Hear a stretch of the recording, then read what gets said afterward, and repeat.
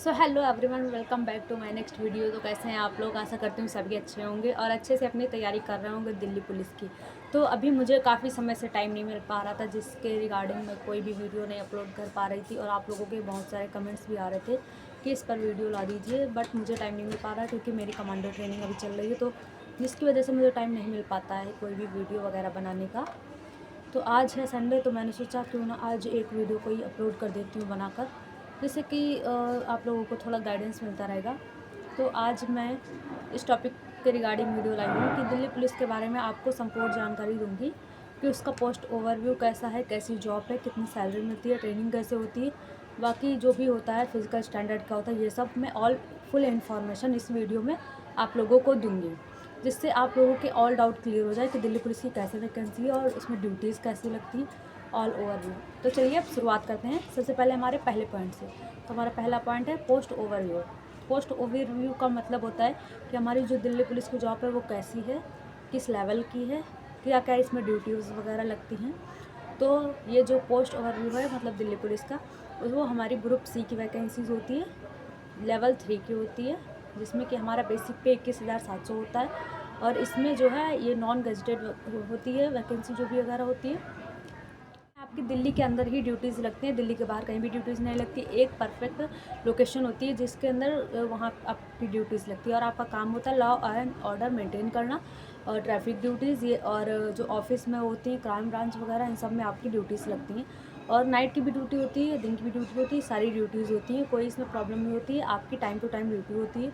और वैसे भी पुलिस तो 24 आवर के लिए मानी जाती है, बट आपकी ड्यूटीज़ 8 आवर की होती है। और इसमें आपको ऐसा नहीं कि एक महीने यहाँ करना है फिर वहाँ करना है, आपकी पोस्टिंग चेंज हो जाएगी। बट इसमें ऐसा रहता है दिल्ली पुलिस में कि आपके दिल्ली के अंदर ही जितने भी आपके ज़िले हैं उनमें ड्यूटीज़ लगेगी, और ट्रांसफ़र एक साल 2 साल के बाद होता रहता है, लेकिन वो दिल्ली के अंदर ही होता है, ना कि दिल्ली के बाहर होता है। तो ये एक बहुत ही अच्छी जॉब है जिसमें आपको दिल्ली के अंदर ही रहकर ड्यूटी करनी होती है, कहीं भी आपको अदर स्टेट वगैरह में नहीं जाना होता है।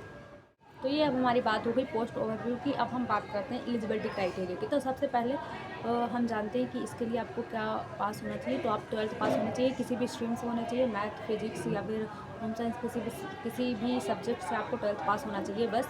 और दूसरी बात करते हैं कि एज इसमें क्या रहती है, एज 18 से 25 साल होती है जनरल के लिए। SC ST OBC को रिलैक्सेशन मिल जाता है। और आप इंडियन के होना चाहिए, और बॉयज़ के लिए लाइट मोटर व्हीकल का लाइसेंस होना चाहिए, ये होना चाहिए, तब आप एलिजिबल हैं इसके फॉर्म अप्लाई करने के लिए। और जो लाइट मोटर व्हीकल आपका लाइसेंस होता है वो आपको फिजिकल के टाइम पे मांगा जाता है, अगर फिजिकल के टाइम पे नहीं है तो फिजिकल भी आपको देने को नहीं मिलेगा। तो अब एलिजिबिलिटी क्राइटेरिया के बाद आपका बात होती है सिलेक्शन प्रोसेस की। तो सिलेक्शन प्रोसेस में आपकी 4 स्टेज होती हैं। सबसे पहला होता है CBT कंप्यूटर बेस्ड टेस्ट, जिसमें आप लोगों को पता है कि math, reasoning, GS, computer 4 subject आते हैं। रीजनिंग इसमें 25 नंबर की आती है, मैथ 15 नंबर की आती है, कंप्यूटर 10 नंबर की, और सबसे ज़्यादा वेटेज होता है GS का, जो कि 50% होता है।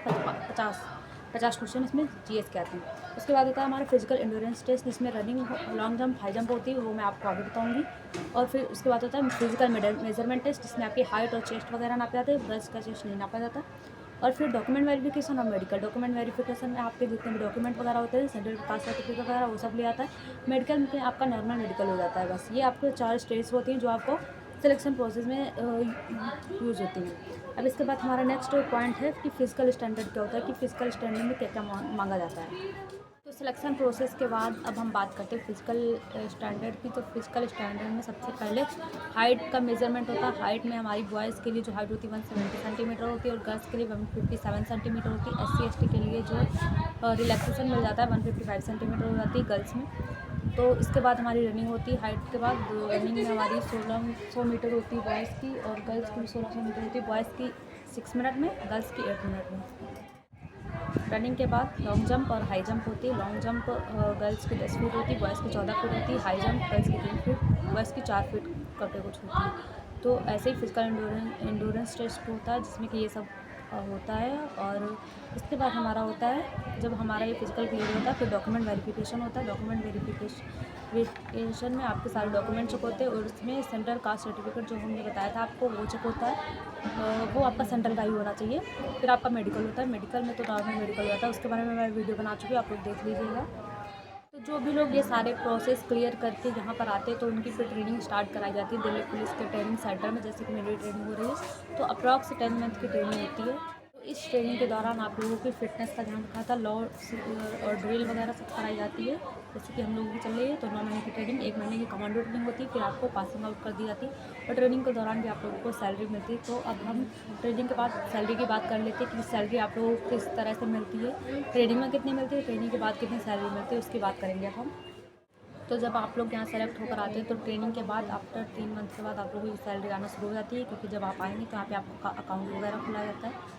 उसके बाद आपकी सैलरी आने लगती है तो 30 के, और जब आप यहाँ से पास आउट होकर चले जाते हैं तो वही आपकी सैलरी 10-15 हज़ार बढ़ जाती है, आपकी 40-45 प्लस सैलरी आने लगती है। तो ये पूरी आपकी दिल्ली पुलिस के बारे में जानकारी। और इसके साथ ही आपको वर्दी के पैसे भी मिलते हैं जुलाई में, जो कि 12,000 मिलते हैं, और दिवाली पे आपको बोनस मिलता है जो कि 7-8 हज़ार मिलता है, और जनवरी में आपकी डबल सैलरी भी आती है। तो करियर भी आप काफ़ी इसमें स्ट्रॉन्ग है। आप कांस्टेबल के बाद head constable, ASI, sub inspector, inspector तक भी जा सकते हैं अगर आप मेहनत करते हैं अच्छे से।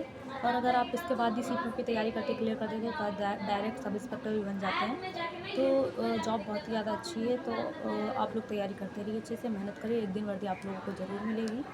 तो इसी के साथ वीडियो का एंड करते रहते हैं। जो भी आपको डाउट वगैरह हो वो कमेंट कर दीजिएगा, मैं क्लियर कर दूँगी। तो सारे बेनिफिट्स मैंने आप लोगों को बता दिए हैं, और अगर आपको सैलरी की डिटेल वीडियो चाहिए तो आप लोग कमेंट कर देना, मैं उसके रिगार्डिंग में नई वीडियो बना दूँगी। Thank you so much. जय हिंद। वीडियो को लाइक कर देना, चैनल को सब्सक्राइब कर देना। Thank you so much.